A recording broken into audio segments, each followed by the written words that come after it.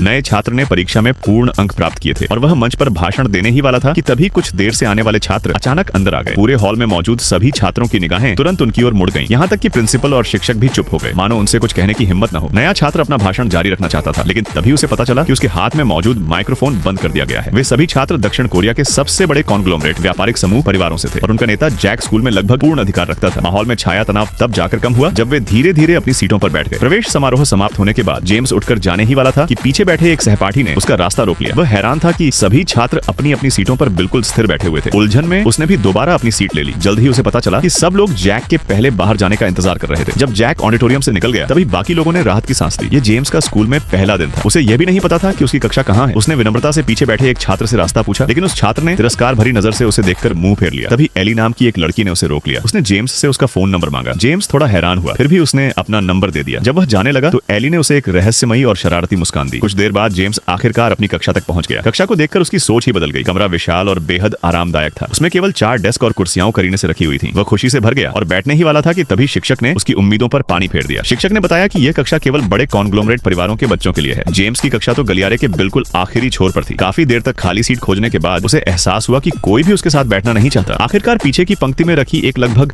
टूटी फूटी डेस्क ही उसका एकमात्र विकल्प बची। तभी जेम्स को समझ आया कि इस प्रतिष्ठित निजी स्कूल में पूर्ण अंक प्राप्त करने का कोई महत्व नहीं था। यहाँ केवल पारिवारिक पृष्ठभूमि और प्रभाव को महत्व दिया जाता था। छात्रों के बीच स्पष्ट रूप से एक वर्ग व्यवस्था बनी हुई थी। साधारण परिवारों के छात्र नीली टाई पहनते थे, जबकि बड़े उद्योगपति परिवारों के बच्चे लाल टाई पहनते थे। जेम्स सोचने लगा कि वह इस स्कूल में आखिर कैसे टिक पाएगा। तभी एक साधारण परिवार से आने वाले सहपाठी ने उसे चेतावनी दी, अगर संभव हो तो अमीर घरानों के बच्चों को कभी नाराज मत करना। अगर तुम बिना किसी मुसीबत के यहाँ से स्नातक हो गए तो वही तुम्हारी सबसे बड़ी किस्मत होगी।